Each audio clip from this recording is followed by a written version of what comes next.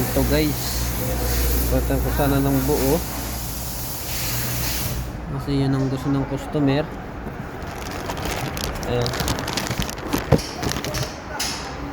throttle body dahil namamalya, low power at walang hatak. Ito nakita ko may langis dito sa loob. Dito naman tinignan ko to, baka may strainer. Dinukdok ko ng ano. Ayan, kung may bumabara kung strainer, wala. Possible dito yung problema ito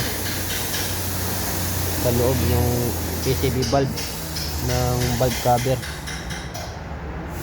kaya nagka-problema yung power nito.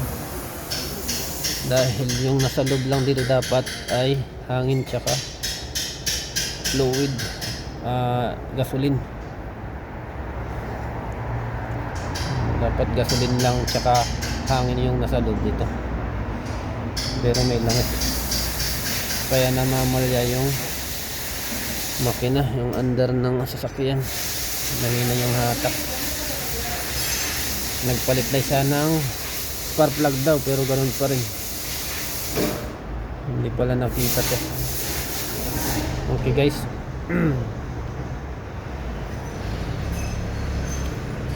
abangan na lang, abangan.